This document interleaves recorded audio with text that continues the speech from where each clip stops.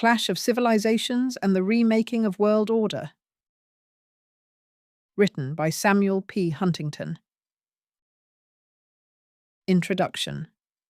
A World Reframed, from Ideology to Identity. As the Cold War drew to a close, the certainties of ideological confrontation gave way to a more fragmented and culturally charged global landscape. The collapse of the Soviet Union did not, as some hoped, usher in a universal liberal order. Instead, it revealed something older and more primal: civilization. What would emerge, Huntington argued, was not the triumph of Western values, but a resurgence of cultural and religious identities that had long been suppressed or ignored under the shadow of global bipolarity. This wasn't merely a shift in geopolitical alignments. It was a redefinition of how humans across the globe understood themselves and each other. The post-Cold War era, he observed, would be dominated not by ideological struggle, but by civilizational tensions. Economic competition, territorial disputes, and political ideologies would remain relevant, but cultural identity, language, history, religion, customs, would become the most powerful organizing force of the New World Order. Nation-states would still be the key actors, but their behaviors and alliances would increasingly reflect deeper civilizational loyalties. This framework challenged the dominant optimism of the 1990s. While others saw global integration and liberal democracy as inevitable, Huntington offered a sobering counterpoint. Globalization was just as likely to provoke fragmentation as it was to encourage unity. It would bring civilizations into closer contact, and potentially into sharper conflict. Rather than predicting doom, he sought to warn and prepare. The world was entering an era where understanding cultural boundaries would be more essential than ever before. This was not just a theory of conflict. It was a lens through which to reimagine geopolitics in a rapidly transforming world. Chapter 1. Mapping the civilizational landscape.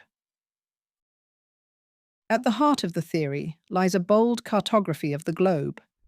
The modern world, Huntington claimed, could be divided into several major civilizations: Western, Sinic, Chinese, Islamic, Hindu, Orthodox, Latin American, Japanese, and possibly African. These broad cultural zones were not political entities, but civilizational families, each with its own deep-rooted historical consciousness, sense of destiny, and core values. Each civilization, according to this framework, possesses what might be called a cultural DNA, a foundational set of assumptions about the relationship between humans and the divine, the structure of society, the role of the individual, and the moral order of the universe. These assumptions shape everything from political systems to legal norms, gender roles to economic practices. The boundaries of civilizations are not always neat. There are torn countries, states divided between civilizational loyalties, like Turkey or Ukraine, and fault-line states, where civilizational borders meet and tensions are most pronounced. These friction zones often become the epicenters of global conflict, as competing values and identities struggle for dominance or survival. Understanding civilizations, then, becomes crucial not only for academics, but for policymakers, diplomats, and military strategists. Where earlier generations mapped alliances and ideologies, the new challenge would be to map cultural terrain. What language people speak, or what flag they fly, may matter less than what god they worship, or whether they worship one at all. Chapter 2. The West and the Rest. No civilization loomed larger in Huntington's analysis than the West. For centuries, the Western world, anchored by Europe and later the United States, projected its power, values, and institutions across the globe. It built empires, forged global trade networks, and dominated the narrative of modernity. But in the post-Cold War world, that dominance faced new constraints and a growing backlash. The West, he argued, was no longer universally admired. Many non-Western societies had accepted Western technologies and economic models, but not its cultural values. What emerged was a pattern of modernization without Westernization, a synthesis in which societies could become materially advanced while remaining culturally distinct or even defiant. This was particularly evident in the Islamic and Cynic civilizations, both of which viewed Western dominance with skepticism or outright hostility. In many parts of the world, Western interventions were no longer seen as liberating, but as arrogant intrusions into sovereign cultural spaces. The more the West preached universal values, the more it was perceived as culturally imperialist. Yet the West remained powerful. Its military, economic, and media apparatus still commanded immense influence. The danger lay in assuming this influence was unchallenged or eternal. Without self-awareness and cultural humility, Western policy could become a catalyst for the very conflicts it sought to avoid. Chapter 3: The Islamic Resurgence. Few civilizations experienced a more visible revival in the late 20th century than the Islamic world. Far from declining, Islamic identity became a rallying point for communities across the Middle East, North Africa, and parts of Asia. This resurgence, Huntington argued, was not just political, it was civilizational. It represented a reassertion of values that had been marginalized by colonialism, secular nationalism, and globalization. The Islamic world, he noted, has a unique geopolitical structure. Many states, one civilization. Unlike the West or China, Islam does not have a central core state.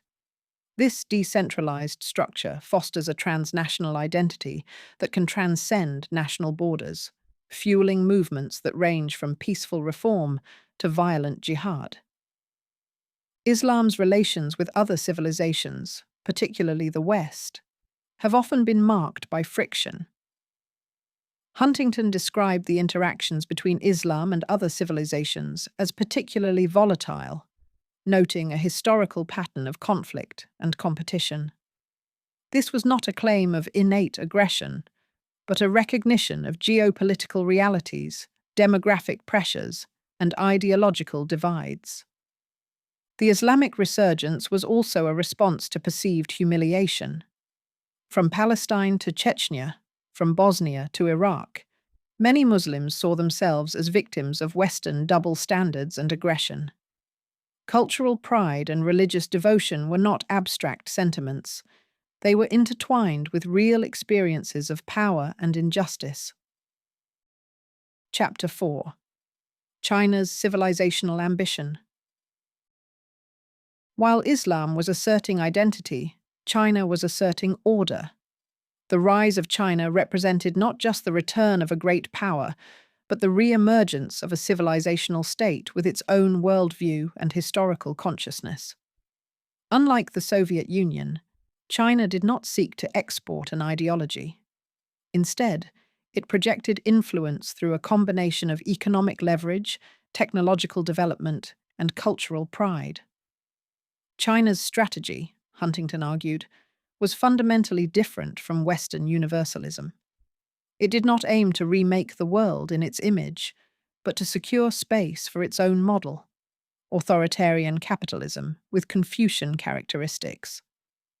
This model appealed to many developing nations tired of Western lectures and conditional aid. The Cynic civilization, in this analysis, is marked by hierarchy, collective duty, and state-centered order. These values run counter to Western ideals of individualism and liberal democracy.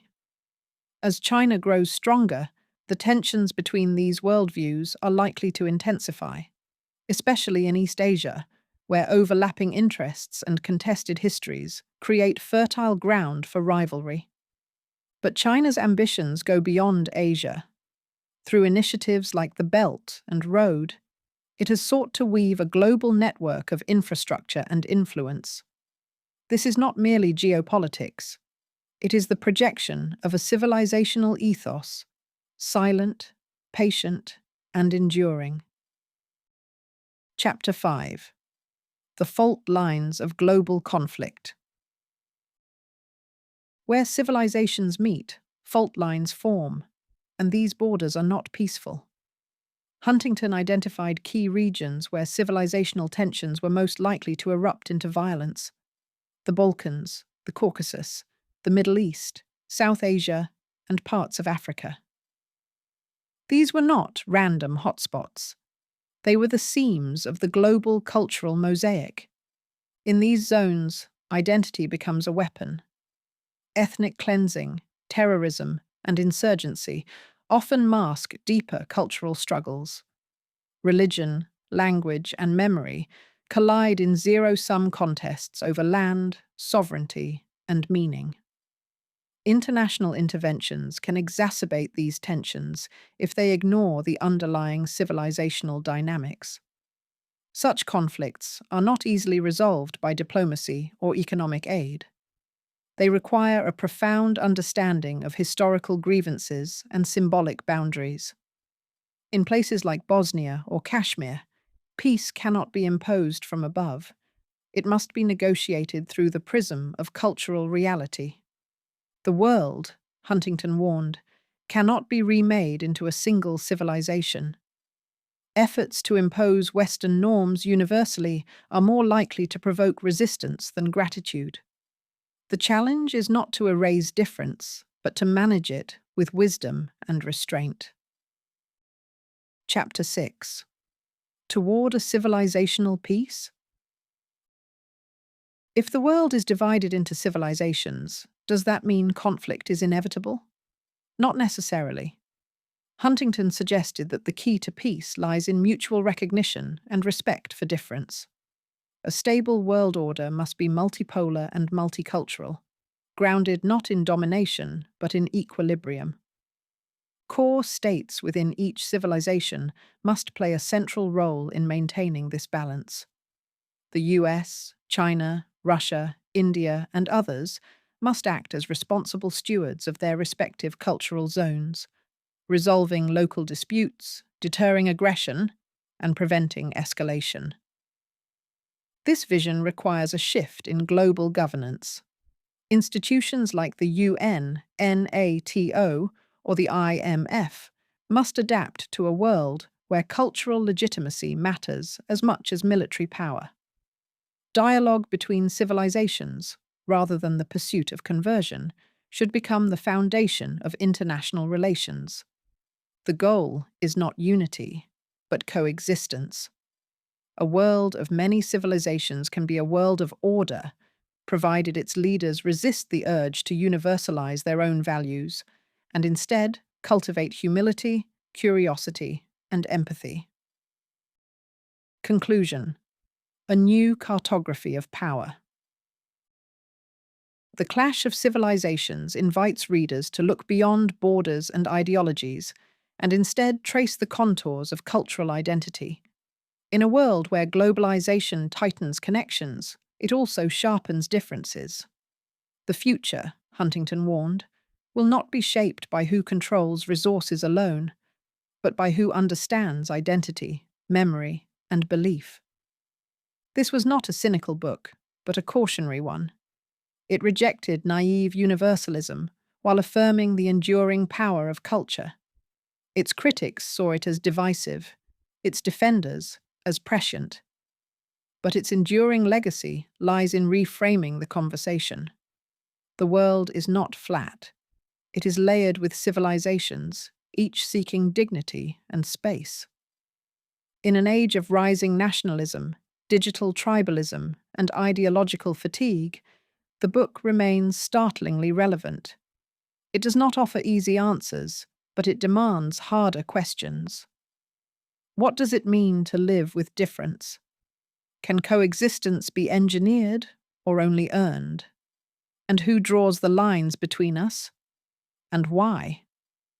In answering these questions, the clash of civilizations leaves readers not with comfort, but with clarity, and sometimes that is the more necessary gift.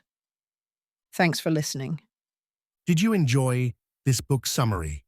Got ideas on how we can make it even better? Drop us a quick note. We're always listening and learning from you.